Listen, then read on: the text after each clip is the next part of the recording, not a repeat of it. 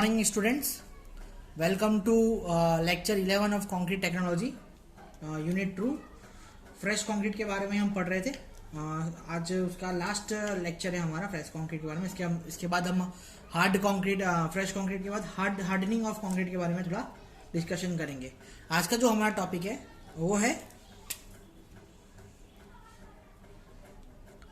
Compaction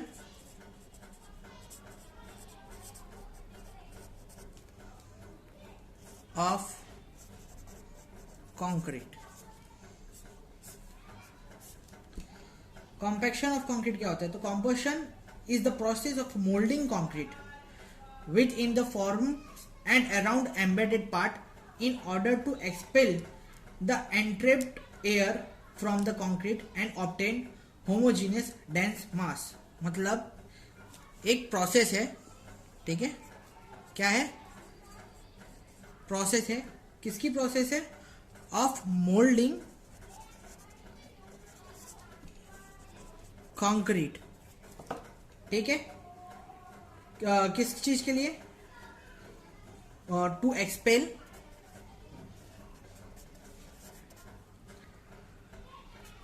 the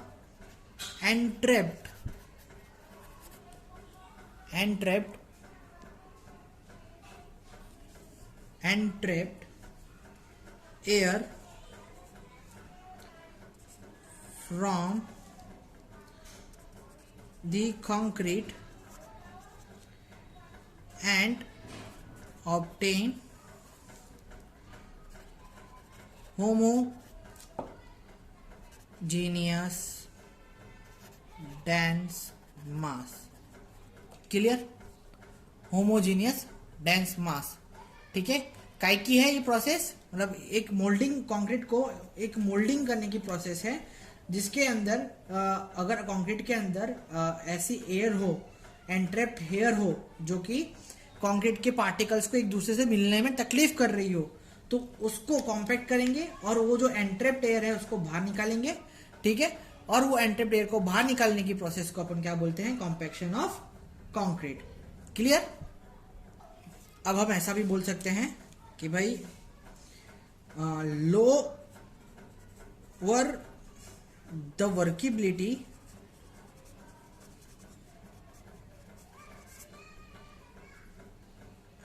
higher is the amount of entrapped air. मतलब जितनी workability लो होगी उतनी अमाउंट एंट्रैप्ड एयर की ज्यादा होगी, ठीक है? तो उसके अंदर अपने को क्या लगेगा? ज्यादा कॉम्पैक्शन लगेगा, ठीक है? ये होता है कॉम्पैक्शन का मतलब, ठीक है? Why compaction is necessary. Necessity क्या है कॉम्पैक्शन की? नेसेसरी क्यों है ये? Why it is necessary? तो compaction reduce the friction between the particles. क्या करता है? जो फ्रिक्शन होता है किसका? पार्टिकल के बिटवीन का, ठीक है? वो क्या करता है? रिड्यूस कर देता है। तो reduce friction between the particles. Clear? एक तो ये करता है, ठीक है? फिर कंक्रीट एंड रेनफोर्समेंट के बीच का भी अगर कोई फ्रिक्शन है उसके वजह से नहीं हो पा रहा है वो भी कर देता है, ठीक है? बिटवीन कंक्रीट और फॉर्मवर्क के बीच का वो जो फ्रिक्शन है उसमें भी वो हेल्पफुल रहता है, ठीक है? Internal friction present in the concrete mix make it difficult spread the concrete in the form. The friction also prevent the concrete forming coming in close contact with reinforcement, therefore leads to the poor bond between the reinforcement and surrounding concrete। अभी होता क्या है कि भाई अगर इन दोनों के बीच में एयर रह जाता है या फ्रिक्शन कम रहता है रेनफोर्समेंट के बीच में या क्या बोलते हैं कंक्रीट के बीच में हो गया, कंक्रीट या फोमवर्क के बीच में हो गया, ठीक है? तो पार्टिकल्स के बीच में या एलिमेंट्स के बीच में फ्रिक्शन कम रहता है, ठीक है? इंटरनल फ्रिक्शन की अगर कमी रहती है और नहीं अच्छी तरीके से इंटरनल फ्रिक्शन रिड्यूस ज्यादा होता है फ्रिक्शन, तो वो फ्रिक्शन को कॉम्पैक्शन क्या करता है? रिड्यूस कर देता है, ठीक है, जिसकी वजह से अपन के अपनी जो पकड़ है कंक्रीट की वो अच्छी आती है। क्लियर। अब पहला पॉइंट तो अपन ने पढ़ लिया था कि भाई क्या करता है, फ्रिक्शन जो होता है पार्टिकल्स के बीच का वो रिड्यूस करता है, ठीक है।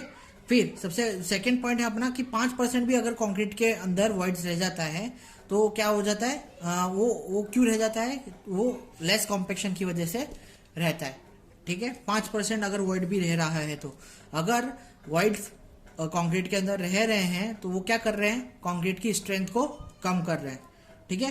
Concrete gets porous and increase the permeability of concrete.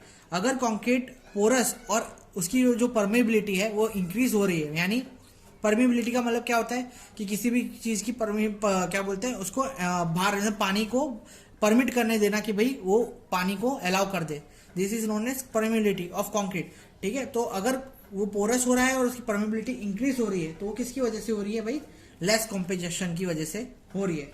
इसलिए अपना ये जो चीज है वो बहुत नेसेसरी है, compaction is very necessary for this things, clear. Next अपना जो पॉइंट है मेथड ऑफ कॉम्पैक्शन। तो कितने टाइप के मेथड होते हैं कॉम्पैक्शन के, तो उस पर थोड़ा नजर मार लेते हैं। मेथड ऑफ कॉम्पैक्शन, ठीक है। तो सबसे पहला जो मेथड है जो हम अडॉप्ट करते हैं कॉम्पैक्शन के लिए वो है हैंड कॉम्पैक्शन, जो हाथों से होता है, ठीक है, इसलिए नाम उसका हैंड कॉम्पैक्शन है। फिर compaction by vibration,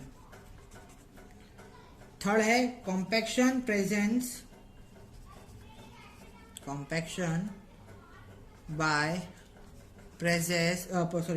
pressure and jolting, ठीक है। और जो लास्ट है वो है कॉम्पैक्शन बाय स्पिनिंग, क्लियर। तो ये जो मेथड्स हैं कॉम्पैक्शन के लिए यूज किए जाते हैं। आइए इन सब के बारे में बारी बारी से पढ़ते हैं।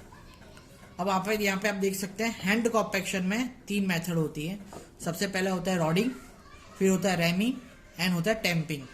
अब रॉडिंग क्या होता है, तो रॉडिंग क्या होता है भैया, जब ये हम कॉन्क्रीटिंग करते हैं ना, जैसे हम यहाँ पे कॉन्क्रीटिंग कर रहे हैं तो हम इसको एक पतली क्या बोलते हैं 2 मीटर लेंथ की रॉड से और उसके जिसका जो डायमीटर रहेगा 16 सेंटीमीटर की रॉड से उस पर कॉन्क्रीट के अंदर ही उसको बार बार ऊपर नीचे करेंगे, यानी पोक करेंगे, ठीक है। जिससे होगा क्या, कोई कॉन्क्रीट को हेल्प मिलेगा, उसकी पार्टिकल को सेटल होने के लिए हेल्प मिलेगा। जैसे कि ये मेरा पूरा स्लैब है और यहाँ पे मैंने कॉन्क्रीटिंग डाला तो मैं क्या करता रहूंगा, रॉडिंग करता रहूंगा, जिससे क्या होगा जो यहाँ पे रेनफोर्समेंट के नीचे अच्छी तरीके से एग्रीगेट सेटल हो पाएंगे, शार्प हो पाएंगे और सारे के सारे जो सेटलमेंट है हमारे उसका अच्छी तरीके से हो पाएगा।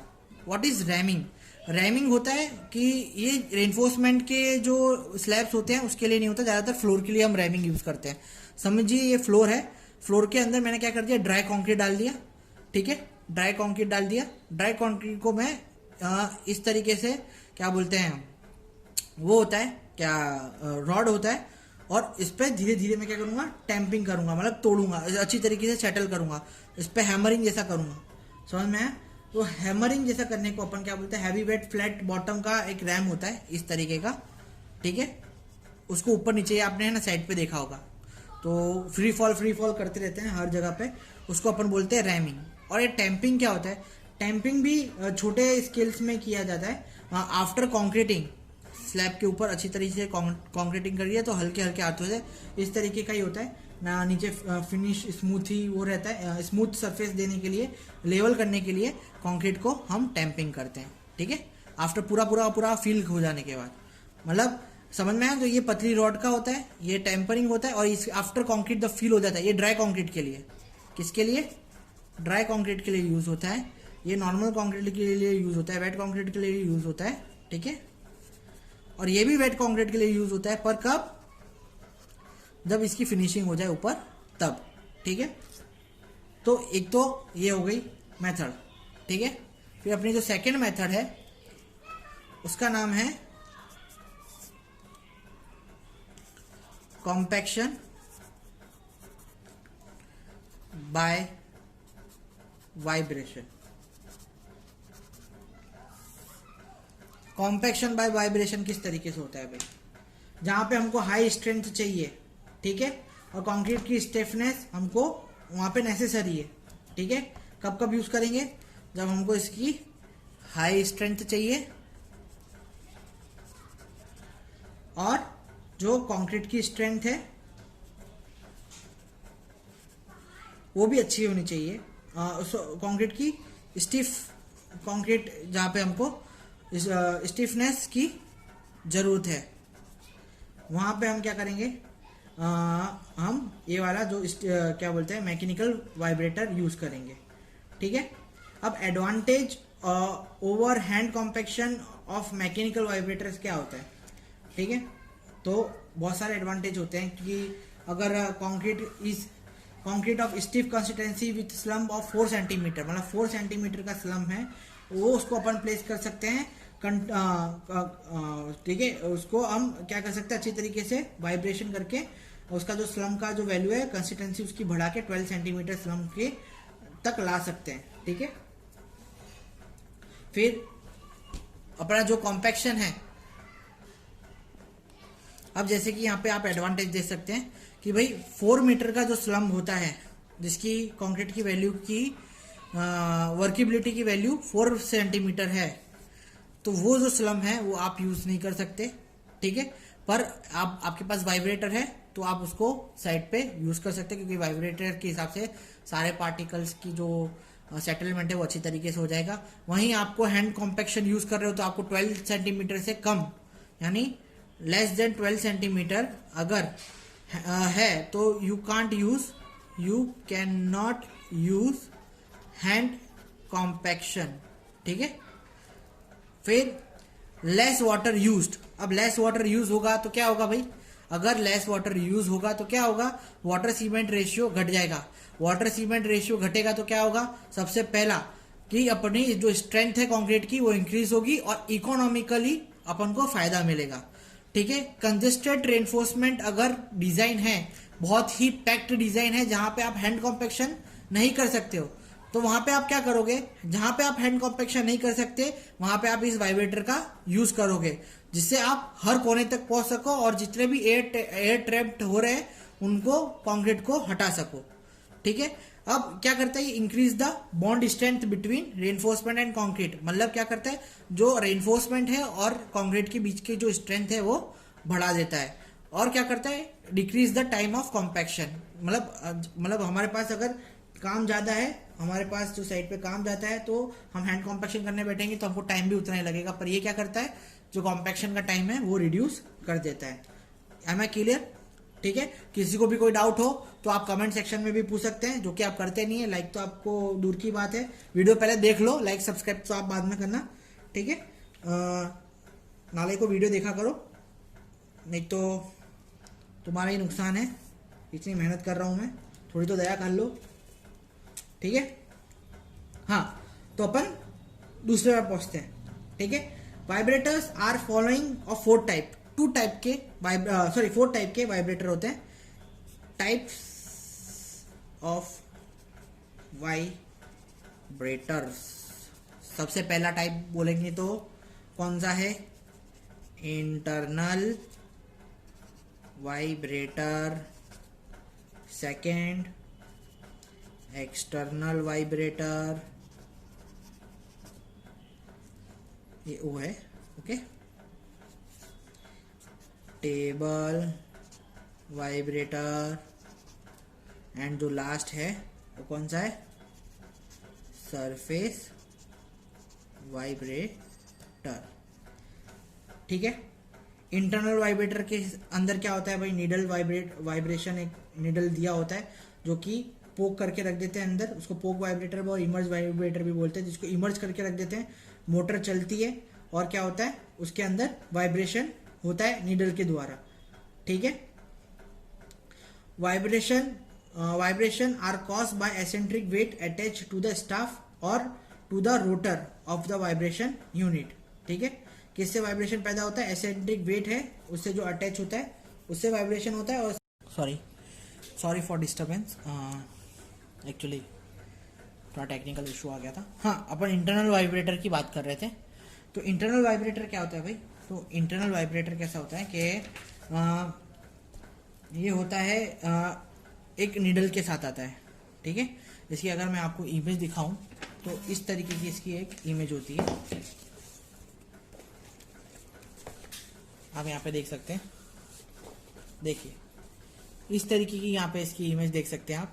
ये है इंटरनल वाइब्रेटर। यहाँ पे वाइब्रेटर नीडल दिया हुआ है, ठीक है, रबर पाइप दिया हुआ है और पेट्रोल का ये यहाँ पर पूरा इंजन दिया हुआ है, ठीक है। अब इसको वाइब्रेटिंग कैसे करते हैं? तो भैया अगर वाइब्रेटिंग करनी है तो इसको मैं इस तरीके से यहाँ पे वाइब्रेटिंग करूंगा, ठीक है। इसको इंक्लाइंड वाइब्रेटिंग नहीं चाहिए, सिमेट्रिकल वाइब्रेटिंग होनी चाहिए। When the concrete must be placed in the slope lift, तो आपको इस तरीके से करनी है, ठीक है। Symmetrical vibrating of each new lift, each new lift में आपको सिमेट्रिकल वाइब्रेटिंग करनी है, ठीक है। और ये अच्छी तरीके से ऊपर उसको सिलेक्ट करने का है। क्लियर?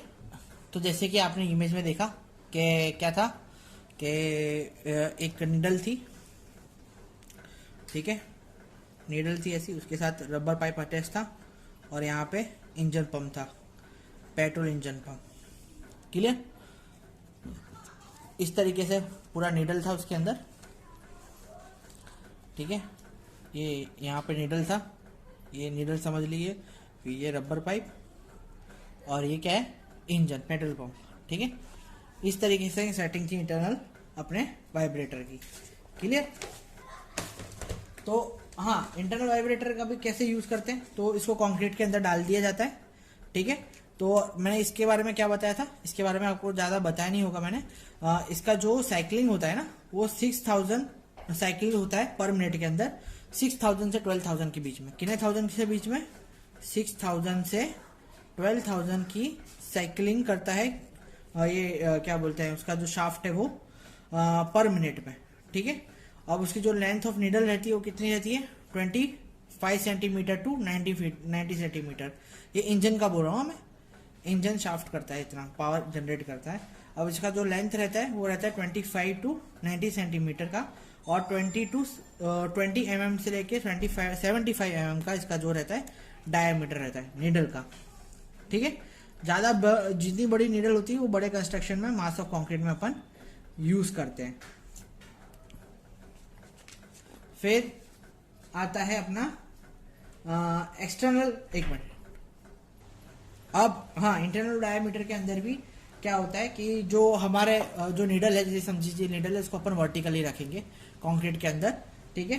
45 टू 75 सेंटीमीटर को अपन 45 से 75 सेंटीमीटर उसको अपन को कंक्रीट के अंदर रखना है, और उसको 7.5 सेंटीमीटर पर सेकेंड की स्पीड से ऊपर उठाना है, ठीक है। इस तरीके से जो नीडल है अपन इसको रखते हैं। और जो वाइब्रेशन कंफर्मेशन है उसका जो रिक्वायरमेंट कोड है वो है कौन सा कोड कौन सा कोड यूज होता है? IS code 2505 1963। कौन सा कोड यूज हो रहा है? 2505 1963। वैसे ही फिर आता है एक्सटर्नल वाइब्रेटर। एक्सटर्नल वाइब्रेटर क्या करता है भाई? तो external are the particular effective on columns, column के ऊपर इफेक्टिव रहते हैं, are and in the casting of a pre stressed unit such as pipe, slab and piles foundation के अंदर ये जो एक्सटर्नल वाइब्रेटर है वाइब्रेटर यूज करते हैं, ठीक है। They are also used for thin wall section और एनफोर्समेंट टाइज एंड सेपरेटर्स में भी हम इसको यूज कर सकते हैं। ये वाइब्रेटर क्या होता है? इसको क्लैम्प कर दिया जाता है एक्सटर्नल वॉल पे, सरफेस फॉर्म वर्क के सरफेस के ऊपर, ठीक है। फिर मशीन है ना, फॉर्म वर्क को वाइब्रेट करती है और जो कंक्रीट है उसको सेटल करती है। तो वो मतलब ये बाहर से वाइब्रेटर इसको लगा दिया जाता है, जिससे क्या होता है, जैसे कि समझिए यहाँ पे मैं एक काम, यहाँ पे एक कॉलम है, ठीक है। तो यहाँ पे मैंने वाइब्रेटर्स लगा दिए फॉर्म वर्क के आगे, मशीन से चौटा दिया इसको। अब ये इसको कॉम्पैक्ट करेगा, वाइब्रेट करेगा, पूरा कॉलम को फॉर्म वर्क को वाइब्रेट करेगा और कंक्रीट नीचे आएगा। समझ में आया? तो अच्छी तरीके का कंक्रीट अपन को वाइब्रेट हो जाता है और ट्रांसमिशन अपन को वहां से मिल जाता है। क्लियर? तो इस तरीके से ये जो है ना फॉर्म वर्क के ऊपर लगता है और एक्सटर्नली जो कंक्रीट है उसको वाइब्रेट करता है।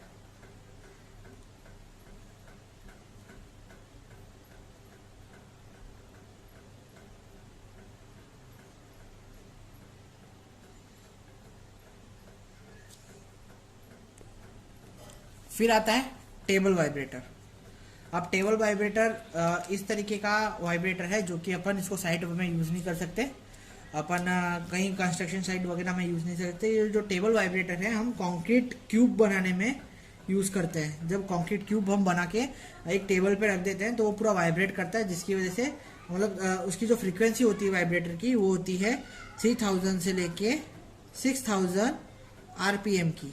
ठीक है, 3000 से लेके 6000 आरपीएम की उसकी कैपेसिटी रहती है और वो एक्सेलरेट करता है 4G to 7G तक। ठीक है, अब जो उसके अंदर स्प्रिंग डले हुए होते हैं और उसके ऊपर मोल्ड रखने में आ जाता है, जिससे वो वाइब्रेट करेगा, इस तरीके से वाइब्रेट करेगा तो जो मोल्ड के अंदर सेटलमेंट है वो पैदा होगा। ठीक है, और लार्ज चाहिए तो लार्ज प्लेटफॉर्म बनाना पड़ेगा और उसके लिए ज़्यादा वाइब्रेटर यूज लगेंगे। ठीक है, और this are use for manufacturing large prefabricatable concrete element such as railway sleepers बनाने के लिए यूज होता है, फिर इलेक्ट्रिक पोल बनाने के लिए यूज होता है। ठीक है, इन सब चीज़ों में ये सब कास्टिंग करने में ये जो वाइब्रेटर है ये यूज होता है। ठीक है, फिर आता है अपना सरफेस वाइब्रेटर। सरफेस वाइब्रेटर इसको स्क्रीन वाइब्रेटर भी बोला जाता है। सरफेस वाइब्रेटर सबसे है ना क्या होता है कि सबसे पहले कंक्रीट की एक स्लैब समझ लो, कंक्रीट की एक रोड समझ लो। ठीक है, उसके ऊपर होता है, फिर उसके ऊपर हम वाइब्रेटर रखते हैं। देखो इस तरीके का होता है, मैं आपको अभी इमेज दिखा दूँ। जैसे कि यहाँ पे आप देख सकते हैं सरफेस वाइब्रेशन किस तरीके से, ये पूरे कंक्रीट की सरफेस है। ठीक है, यहाँ तक इसको ऊपर प्लेस कर दिया है। ठीक है, ये स्क्रीड वाइब्रेटर है। ठीक है, और ऊपर पेट्रोल इंजन है और यहाँ पे हैंडल है। ठीक है, ये हैंडल से उठा के इधर उधर अपन रख सकते हैं। ठीक है, कंक्रीट की स्लैब के ऊपर ये वाइब्रेटर रखेगा तो ग्रेविटेशनल फोर्स के हिसाब से देखो ये डेप्थ में नहीं जा सकता, पर ऊपर की जो सरफेस है उस पर ये वाइब्रेट करेगा। यहाँ से हिलेगा तो सरफेस की जो भी मटेरियल है वो अपने सेटल हो जाएंगे। ड्राई कंक्रीट ड्राई मिक्सचर में अपन ये ज्यादातर ये वाला वाइब्रेटर यूज करते हैं। समझ में आया? तो यहाँ ये जो वाइब्रेटर है सेग्रीगेशन की जो टेंडेंसी है वो कम करता है, तो ये वाला वाइब्रेटर अपन वहां पे यूज करते हैं। ठीक है, तो ये थे 4 तरीके के वाइब्रेटर जो अपन यूज करते हैं। अब compaction by the pressure and jolting, इसके अंदर क्या होता है भाई कि जो ये जो मेथड है वो एक्सटर्नल प्रेशर के ऊपर डिपेंड करती है। ठीक है, अब जो एक्सटर्नल प्रेशर है ना कंक्रीट को ऊपर से दिया जाएगा, स्टिफ कंक्रीट को ऊपर से दिया जाएगा और वाइब्रेटर मारा जाएगा उनकी कहां से, बॉटम से। ठीक है, बॉटम की सीरीज से, जो बॉटम की सीरीज है नीचे से वाइब्रेटर मारा जाएगा और ऊपर से एक्सटर्नल प्रेशर दिया जाएगा। मतलब क्या हो रहा है कि ऊपर से मैं क्या कर रहा हूँ, एक्सटर्नल प्रेशर दे रहा हूँ और नीचे से वाइब्रेशन दे रहा हूँ, जिसकी वजह से क्या होगा कि अच्छी तरीके से जो मिक्स है हमारा एक्सेसिव अगर वाटर उसके अंदर ज्यादा है तो वो लार्ज प्रेशर की द्वारा वो फोर्स आउट बाहर आ जाएगा। ठीक है, इस तरीके से इसके अंदर ये वाला जो प्रोसेस है कॉम्पैक्शन प्रोसेस वो इसके अंदर अपन यूज करते हैं। सेकेंड थिंग ये जो है अपन को कहाँ पे यूज होता है, ये अपन को यहाँ पे यूज होता है कि अपन को कैविटी ब्लॉक्स बनने हो या हॉलो ब्लॉक्स बनने हो। ठीक है, वहां पे अपन को ये जो कॉम्पैक्शन बाय प्रेशर है वो यूज होगा। और अपना जो लास्ट है कॉम्पैक्शन बाय स्पिनिंग। ठीक है, जब पाइप्स की हम पाइप्स बना रहे हो, कंक्रीट की पाइप्स बना रहे हो, वहां पे ये जो कंक्रीट ऑफ स्पिनिंग है काम में आता है। जैसे कि पाइप है समझो, ठीक है, पाइप का ये मैंने कास्ट है। ठीक है, यहाँ पे मैं क्या करूंगा, मेरे को पाइप बनानी है तो ये बीच में से तो होलो रखना है मेरे को। अब ये जो चीज है यहाँ पे कास्टिंग है, समझिए ये है। ठीक है, ये पूरा हॉरिजॉन्टल पाइप है, यहाँ पे आप देख सकते हैं। ठीक है, ये पूरा हॉरिजॉन्टल पाइप है, ये तो भाग कवर्ड रहेगा। मेरे को ये इसके अंदर पाइप बना है, बहुत छोटे पैमाने पे बता रहा हूं मैं, देखना। अब मैं इसके अंदर कंक्रीटिंग पहले भर दूंगा। ठीक है, लो प्रेशर से पंप से मैं इसके अंदर कंक्रीटिंग कर दूंगा। फिर मैं क्या करूंगा, वो प्रेशर हाई करूंगा। ठीक है, पहले क्या रखूंगा मैं 0.35 से 0.45 की वाटर सीमेंट रेशियो रखूंगा और फिर मैं हाई कर दूंगा प्रेशर। तो क्या होगा, प्रेशराइज होकर पानी जो कॉन्क्रीट है वो पूरा यहाँ पे नीचे तक फैल जाएगा। ठीक है, पूरा के पूरी पाइप के अंदर कॉन्क्रीटिंग हो जाएगा। कॉन्क्रीटिंग एक बार अंदर हो गया तो फिर मैं प्रेशर लो कर दूंगा और मैं ड्राई कंक्रीट से स्प्रिंकलर कर दूंगा पूरा का पूरा पाइप को, और मेरे पास हॉलो पाइप तैयार हो जाएगा। तो ये हॉलो पाइप बनाने के लिए भी काम में आता है। क्लियर है? तो ये था अपना कौन सा प्रोसेस, मेथड ऑफ कॉम्पैक्शन। अब हम पढ़ने वाले हैं क्योरिंग के बारे में। ठीक है, क्योरिंग के बारे में अपन पढ़ेंगे। कि क्योरिंग क्या होती है। अच्छा, उसके पहले अपन एक और दो टर्म्स हैं यहाँ इस बार हम इसके क्योरिंग के ऑफ कंक्रीट से पहले पढ़ लेते हैं। दो टर्म अपनी कौन कौन सी है। सबसे पहले है प्रोलोंगेशन वाइब्रेशन, ठीक है।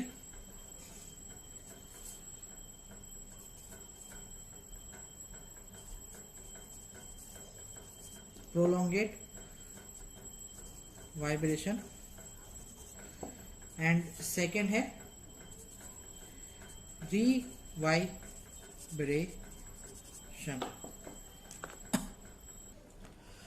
अब ये जो टर्म है प्रोलोंगेशन ऑफ वाइब्रेशन यानी ज्यादा वाइब्रेशन करना, ठीक है।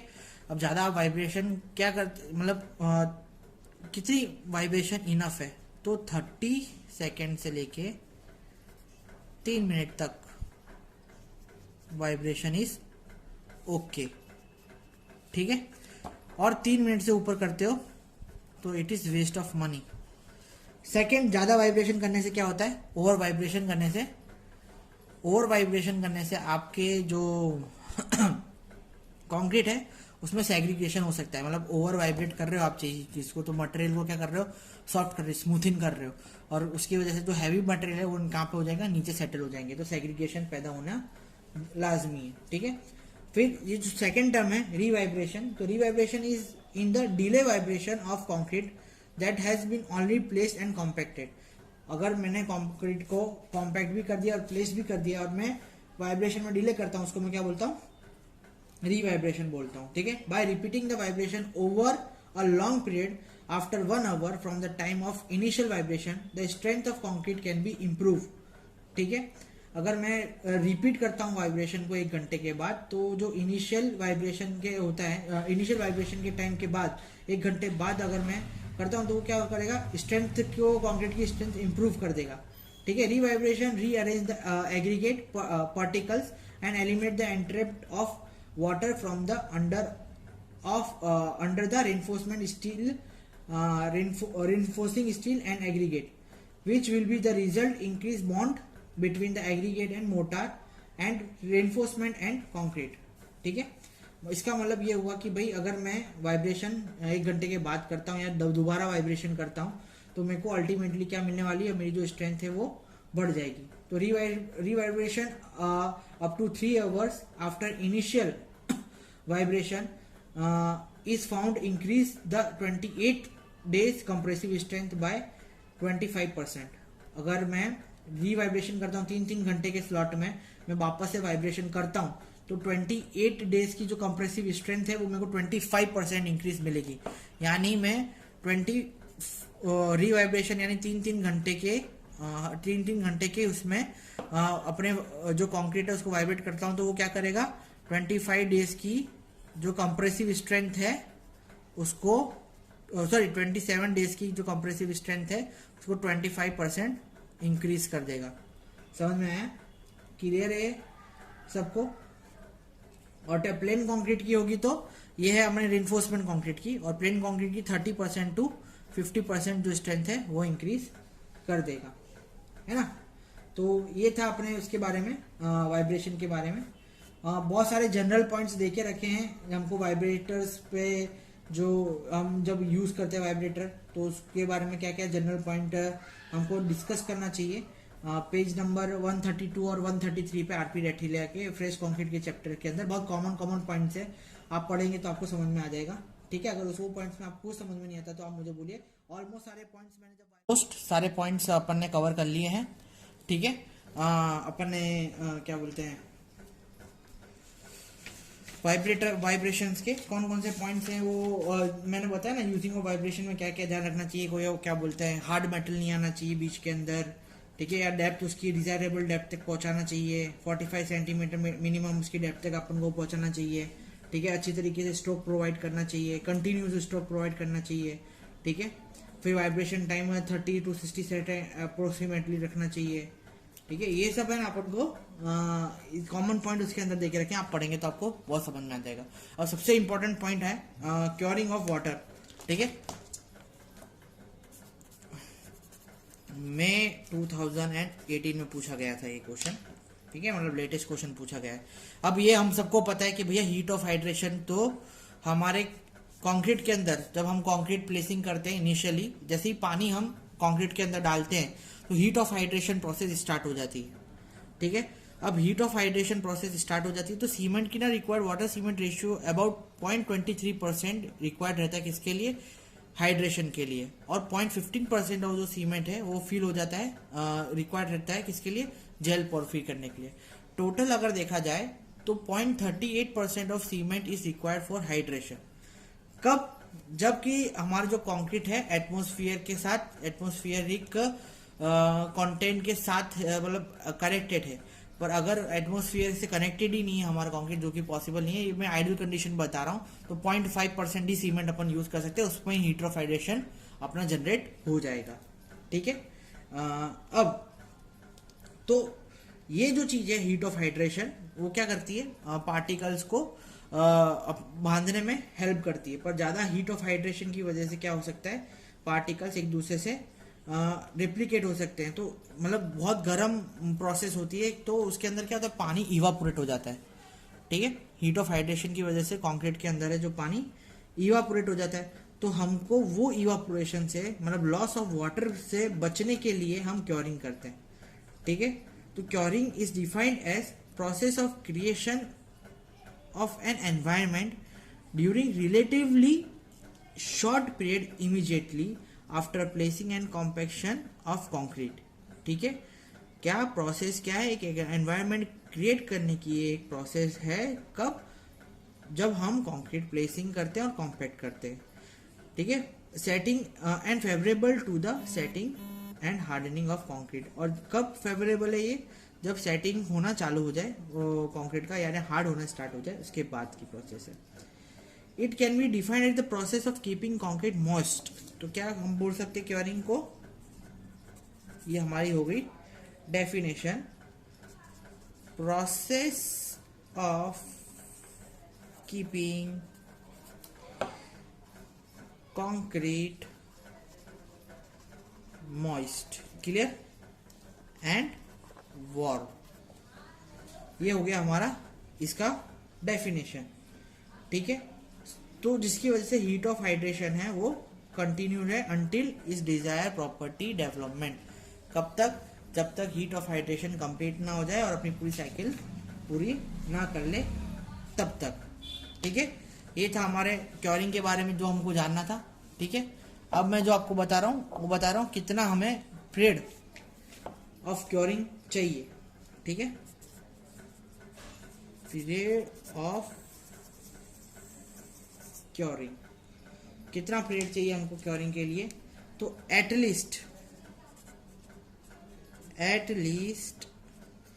हमको 7 days ऑफ क्योरिंग करना है, और ज्यादा से ज्यादा हम क्या करते हैं, प्रीफरेबली ये रहता है कि भाई हम कितने दिन करें, ये 14 days। अगर पानी की नुकसान नहीं है, नहीं कर सकते, हम कंक्रीट को मॉइस्ट रखने के लिए 7 से 14 दिन तक हम क्या करेंगे, क्योरिंग करेंगे। कब, जब हम ऑर्डिनरी पोर्टलेट सीमेंट यूज कर रहे हूं तब। ठीक है, रैपिड हार्डनिंग सीमेंट यूज कर रहे हैं, रैपिड हार्डनिंग सीमेंट अगर हम यूज कर रहे हैं तो वो रिक्वायर्ड लेस टाइम। ठीक है, और जहां पे हम स्लो हीटिंग सीमेंट यूज कर रहे हैं, स्लो हार्डनिंग सीमेंट यूज कर रहे हैं, वो रिक्वायर्ड मोर टाइम। ठीक है, कितना, तो अपन बोल सकते हैं 21 से 28 days। ठीक है, ऐसा लिखा है। अब IS कोड 456 2000 के अंदर दिया हुआ है कि जो मिनिमम हमें 7 days का क्योरिंग करना है, और IS कोड 7861 पार्ट 1 के अंदर दिया है 1975 कि हमें 10 days का मिनिमम क्योरिंग करना है। ठीक है, अगर मेरे को अच्छी तरीके से चाहिए उसके बारे में क्या बोलते हैं, कंक्रीट की कैपेसिटी अच्छी चाहिए, तो मेरे को कितने देर तक करना है, 10 डेज तक करना रहेगा। क्लियर है। अब मैं इसकी मेथड की क्योरिंग के मेथड्स आपको समझाता हूँ, तो चलिए आगे बढ़ते हैं। अब यहाँ पे आप देख सकते हो मेथड ऑफ क्योरिंग। तो मेथड ऑफ क्योरिंग में सबसे पहले क्या है, water curing, member curing, application of heat and calcium chloride. ये 4 मेथड है जो हम यूज करते हैं क्योरिंग के लिए, हीट ऑफ हाइड्रेशन को मेंटेन रखने के लिए, और जिससे स्ट्रेंथ हमारी अच्छी हो जाए। अब वाटर क्योरिंग क्या होता है, तो 2 तरीके की वाटर क्योरिंग होती है, एक डायरेक्ट एप्लीकेशन होता है और एक वेट कवर होता है। डायरेक्ट एप्लीकेशन में क्या होता है कि हमें जो पॉन्ड है वहां से डायरेक्ट सिस्टम से पानी लेके हमको डायरेक्ट, आपने देखा होगा पाइप से 7 दिन तक हम पानी इसके ऊपर छिड़काव करते, दीवार के ऊपर हो गया या कंक्रीट के ऊपर हो गया। ठीक है, वो क्यों करते हैं, जिससे हीट ऑफ हाइड्रेशन उसका मेंटेन रहे और जिसकी वजह से हमको एक अच्छा स्ट्रेंथ मिले कंक्रीट के अंदर। फिर आपने सुना होगा वेट कवरिंग। वेट कवरिंग यानी हम लोग क्या करते हैं, बोरी आपने देखी होगी, गेहूं की बोरी होती है, बहुत सारी बोरीज होती हैं, उसको हम क्या करते हैं, गीला करते हैं और वो जो कंक्रीट है उसके ऊपर सुखाने के लिए रख देते हैं, जिससे क्या होगा, जो भी पानी इवापोरेट होगा वो कहाँ पे जाएगा, बोरी के ऊपर लगेगा और बोरी उसको, उसके जो इवापोरेशन है उसको बाहर नहीं जाने देगी। ठीक है। अर्थ सैंड है, कौन कौन सी हम मटेरियल यूज कर सकते हैं, earth sand, saw dust, hessian, coconut mat, cotton mat, ये सारी मैट है हम यूज कर सकते हैं। ठीक है। अब वो 7 से 10 दिन के पीरियड तक हमको क्योरिंग इन 2 में करनी रहती है। ठीक है, मिनिमम अपन को 7 से 10 दिन में अपन को ये क्योरिंग करनी रहती है। ठीक है। पॉन्ड सिस्टम बोले तो अपन क्या करते हैं, सबसे पहले इसके अंदर आजू बाजू में एक पानी की व्यवस्था करते हैं, पॉन्ड की व्यवस्था करते हैं। अगर हमारा काम बड़ा हो तो वहां पे हम पानी इकट्ठा करते हैं। ठीक है, पानी इकट्ठा करने के बाद पानी को हम डायरेक्टली पंप के थ्रू स्प्रे करते हैं, किसके ऊपर, हमारे एलिमेंट्स के ऊपर। जो भी हमारा एलिमेंट है, कौन सा, जैसे कि हमारा हो गया, हमको बीम पे करना है तो बीम के ऊपर, उसके ऊपर, समझ में। सेकेंड हमारा होता है मेंबर क्योरिंग। मेंबर क्योरिंग इस टाइप ऑफ वाटर प्रूफिंग बोल सकते हैं। हमको एक एड मिक्सचर्स लगाना है उसके ऊपर, हमारे कंक्रीट सरफेस के ऊपर, जैसे ब्लैक बिटुमिनस कंपोनेंट अपन लगा सकते हैं। ठीक है, जो कि ब्लैक रहेगा। ठीक है, ब्लैक क्या करता है, ब्लैक अपने जो हीट को मेंटेन रखने में हेल्प करता है। ठीक है, हीट मेंटेन रखने में हेल्प करता है। तो ब्लैक कंपोनेंट जैसे कि हो गया अपने एसफाल्ट हो गया, फिर एसफाल्ट कट बैक हो गया, कोल हो गया, ये सब अपन को इसमें लगाने में आएगा, जिससे जो हीट जैसे ही बाहर आएगी कंक्रीट से, तो वो क्या करेगा, ये जो कंपोनेंट है उसको हीट को एब्जॉर्ब करेगा और वापस से हीट को वहीं पे ट्रांसफर करेगा। ठीक है। फिर क्लियर कंपोनेंट के अंदर क्या होता है, क्लीन कंपोनेंट्स के अंदर क्या होता है, क्लीन कंपोनेंट के अंदर इमोशंस होता है, पर किसके द्वारा होता है, रिंस वैक्स के, मतलब 30% ऑफ उसके अंदर क्या मिला होता है, इमोशन के अंदर रिसिन वैक्स मिला होता है। ठीक है। अब रिसिन वैक्स के नॉन वोलाटाइल मटेरियल्स होते हैं जो कि पानी को जाने नहीं देते।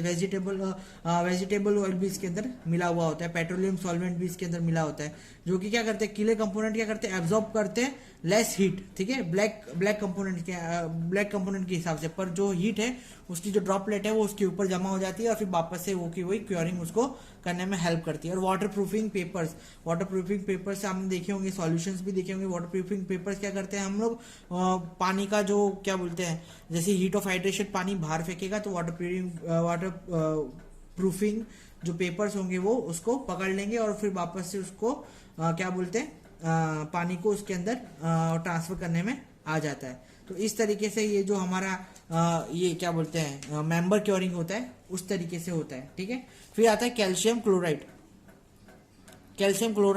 के बारे में भी अपन देख लेते हैं। कैल्शियम क्लोराइड के अंदर क्या होता है भाई, सरफेस एप्लीकेशन रहता है और एडमिक्सचर भी रहता है। सरफेस एप्लीकेशन में ऐसा रहता है कि इसको डायरेक्टली डालने में आता है। सॉल्ट एक इसका बहुत अच्छा माध्यम है वाटर प्रोवाइड का, कि सॉल्ट क्या करता है, वाटर एब्जॉर्ब नहीं कर पाता है। ठीक है, तो वो क्या करेगा, अच्छी तरीके से वाटर क्योरिंग कर पाएगा, वाटर को वहीं पे स्टेबल रखने में हेल्प करेगा। पर इसका जो रिवर्सिबल इफेक्ट, सबसे ज्यादा इफेक्ट किस पे होता है, रेनफोर्समेंट के ऊपर होता है। ये क्या करता है, कैल्शियम क्लोराइड पूरा रेनफोर्समेंट होता है उसको कोरोड कर देता है, और जो स्ट्रेंथ होता है हमारी क्या बोलते हैं इसकी बीम की या एलिमेंट की, वो पूरी की पूरी घट जाती है। ठीक है। एप्लीकेशन ऑफ हीट, तो एप्लीकेशन ऑफ हीट के अंदर आप देख सकते हैं कि 3 प्रोसेस है, स्टीम क्योरिंग है, इंफ्रारेड रेडिएशन है और इलेक्ट्रो क्योरिंग है। ठीक है, ये सब एक जैसी ही है। स्टीम क्योरिंग क्या होता है कि आपको स्टीम क्योरिंग क्या होता है कि स्टीम क्योरिंग में आपको ऐसा होता है कि आपको 28 डेज की स्ट्रेंथ एक दिन में चाहिए, तो आप ये करते हो क्यूब के अंदर। जैसे कि आपके पास टाइम नहीं है और आपको क्यूब बहुत सारे टेस्ट करने हैं, तो आप क्या करोगे, 28 दिन के जो क्योरिंग का पीरियड है उसके अंदर आप है ना वाटर ट्यूब करके, बहुत बड़ा एक कंटेनर आता है इस तरीके से, वाटर ट्यूब्स आते हैं, उसके अंदर क्यूब रखने में आ जाते हैं, और फिर इसका जो टेम्परेचर है हम सेट करते हैं, ठीक है, 85 डिग्री सेल्सियस तक, ठीक है। 2 से 3 घंटे हम इसको, सबसे पहले जो स्टार्टिंग है हम क्या करेंगे, पानी को बॉईल करेंगे, स्टीम जनरेट करेंगे 10 डिग्री सेल्सियस तक, ठीक है। फिर बाद में उसको थोड़ा इंक्रीज करेंगे 20 डिग्री सेल्सियस तक, ठीक है, और फिर बाद में मैक्सिमम हम टेम्परेचर कर देंगे 85 डिग्री सेल्सियस तक। कब तक, 2 से 3 आवर्स तक, ठीक है। अब क्या होगा, इसका स्टीम ट्रीटमेंट स्टेज आ जाएगा। 3 स्टेज में होता है। सबसे पहले जो स्टेज है वो हीटिंग अप स्टेज होता है। फिर सेकेंड जो स्टेज होता है इसका, वो स्टेज का नाम होता है स्टीम ट्रीटमेंट स्टेज, और जो लास्ट स्टेज है इसका नाम होता है कूलिंग स्टेज, ठीक है। हीटिंग स्टेज 2 से 3 घंटा लेता है, ठीक है, ये इन दोनों के बीच का ही प्रोसेस है, और ये जो रहता है 1.5 आवर लेता है कूलिंग स्टेज, ठीक है। अब ये जो 2 से 3 आवर्स लेता है कितना, 85 डिग्री मैक्सिमम टेम्परेचर पहुंच गया, 2 से 3 घंटा हमने क्यूब अंदर रख दिया, फिर धीरे धीरे हम उनको 30 डिग्री सेल्सियस पे, यानी कूलिंग स्टेज पे 13 डिग्री सेल्सियस पे उसको लाने का, फिर उसको कूल करने का, और 1.5 आवर्स के बाद वो जो कंक्रीट के क्यूब्स है उसको बाहर निकालने का। तो अपन को मैक्सिमम स्ट्रेंथ जो 28 डेज में अपन को मिलने वाली है वो अपन को एक दिन में मिल जाएगी। तो इस तरीके से जो है ना हमारा जो मेथड ऑफ क्योरिंग है वो काम करता है। क्लियर? तो ये था मेथड ऑफ क्योरिंग। इसमें अगर आपको कोई भी डाउट हो तो मुझे आप लेक्चर्स में या उसमें पूछ सकते हैं। ये बहुत इंपॉर्टेंट टॉपिक्स है जो मैं आज कवर कर रहा हूँ, तो ध्यान से इसको पढ़िएगा, ठीक है। Last topic of this chapter, joint of concrete, ठीक है। 4 तरीके के जॉइंट्स होते हैं। एक तो contraction joints, expansion joint, construction joint, expansion joint, contraction joint and isolated joint. अब कंस्ट्रक्शन जॉइंट क्या होता है? तो कंस्ट्रक्शन जॉइंट वो जॉइंट होते हैं जब हम कंस्ट्रक्शन करते हैं तो हमारे ये पॉसिबल नहीं है कि हम कंक्रीटिंग एक ही दिन में पूरा कर दें, ठीक है। तो उसमें क्या होता है कि ओल्ड कंक्रीट और फ्रेश कंक्रीट का जब मिलन होता है तब कॉन्ट्रैक्शन जॉइंट पैदा होता है, ठीक है। तो एक ही दिन में हर पूरा का पूरा बिल्डिंग तो हम तैयार कर सकते नहीं है, ठीक है। हमने एक स्लैब भरा फिर दूसरा स्लैब भरेंगे, कभी बीम भरा फिर दूसरा बीम भरेंगे, या कभी हो सकता है आधा स्लैब भरा, आधा स्लैब के बाद कंक्रीटिंग खत्म कर तो दूसरा स्लैब भरेंगे। वैसे तो हमको एक कंटिन्यूसली स्लैब भरना पड़ता है, पर ऐसा हुआ तो हम क्या करते हैं कि हमको एक जॉइंट क्लियरली दिखता है, जैसे कि आपने वॉल और बीम के बीच में देखा होगा, ठीक है। वो जो जॉइंट होता है वो किसकी वजह से होता है कि भाई ओल्ड कंक्रीट के ऊपर फ्रेश कंक्रीट का डालना, या ओल्ड कंक्रीट के ऊपर जैसे एक हार्डनिंग हो गया कंक्रीट और उसके बाद आपने फ्रेश कंक्रीट डालना चालू करा, तब आपको वो कॉन्ट्रैक्शन जॉइंट देखने के लिए मिलते हैं। ब्रिज में आपको बहुत ही कॉन्ट्रैक्शन जॉइंट्स वगैरह देखने के लिए मिलेंगे, या तो आप बड़ी एक स्लैब जहाँ पे देखने जाएंगे ना वहाँ पे भी आपको एक तरीके के कॉन्ट्रैक्शन जॉइंट देखने के लिए आपको मिलेंगे, ठीक है। तो अब क्या होगा कि 2 तरीके के कॉन्ट्रैक्शन जॉइंट्स होते हैं, एक तो horizontal construction joint and vertical construction joint, ठीक है। हॉरिजॉन्टल कंस्ट्रक्शन जॉइंट आपको कहां पे देखने के लिए मिलेंगे? वॉल्स एंड कॉलम के ऊपर, है ना। और ये जो वर्टिकल कंस्ट्रक्शन जॉइंट्स हैं आपको कहां पे देखने के लिए मिलेंगे? स्लैब एंड बीम के अंदर। जैसे कि यहाँ पे आप देख सकते हैं different type of construction joint दिए हुए हैं। देखो, but construction joint, but type construction joint with dowel, ठीक है। बट कंस्ट्रक्शन जॉइंट में आप देख सकते हैं यहाँ पे आपको जॉइंट दिख रहा होगा, कहाँ पे? ये बीच की लाइन आपको यहाँ पे कंस्ट्रक्शन जॉइंट में दिख रही होगी, जिसको अपन क्या बोलते हैं? प्रीवेंट बॉन्ड बोलते हैं, ठीक है। As each side with 13 mm of radius, ठीक है। इसका जो 13 mm का रेडियस यहाँ पे एज रखेगा। सेम यहाँ पे भी रहने वाला है, ऑप्शनल रहता है, ये रखना है तो रख सकते हो, वरना स्मूथ सरफेस चाहिए तो चलेगा। यहाँ पे अपन ने क्या प्रोवाइड कर दिया? एक स्मूथ ड्रॉवेल प्रोवाइड कर दिया, ठीक है। यहाँ पे स्क्रू जैसा एक प्रोवाइड कर दिया, जिससे क्या होगा हमको क्या बोलते हैं, इसकी पकड़ बनी रहेगी, ठीक है। अब इसका जो डिस्टेंस है वो कितना रहेगा? d/2 रहेगा, क्लियर। d/2 यानी डेप्थ बाय, इसका जो डेप्थ है वो डिवाइडेड बाय 2, यानी बीच में अपन को लगाना है, क्लियर है। वैसे ही यहाँ पे आप देख सकते हैं tongue and groove construction joint. Tongue क्यों, इसका यहाँ पे आप शेप देख सकते हैं इस तरीके से, इसलिए यहाँ पे इसको अपन ने क्या बोला, टंग एंड ग्रोव कंस्ट्रक्शन जॉइंट। इसका शेप ऐसा रहेगा, इसके साथ ऐसा रहेगा, तो एक कनेक्शन बना हुआ रहेगा। ठीक है, यहाँ पे आप देख सकते हैं but type construction joint with tie bars, यानी टाई बार्स यहाँ पे बीच में अपने डाल दिए, और जिसकी वजह से क्या होगा, जो हमारा कंक्रीट है, फ्रेश कंक्रीट और ओल्ड कंक्रीट का जो मिलन है वो बंधा रहेगा। ठीक है, यहाँ पे भी देखो ड्रॉवल प्रोवाइड किया है, दो रेनफोर्समेंट के अंदर ड्रॉवल प्रोवाइड किया है यहाँ पे। ठीक है, जो इसे अच्छी तरीके से क्या बोलते हैं, हमारा पकड़ बना रहा है। और यहाँ पे देखो लॉन्जिट्यूडनल कंस्ट्रक्शन जॉइंट।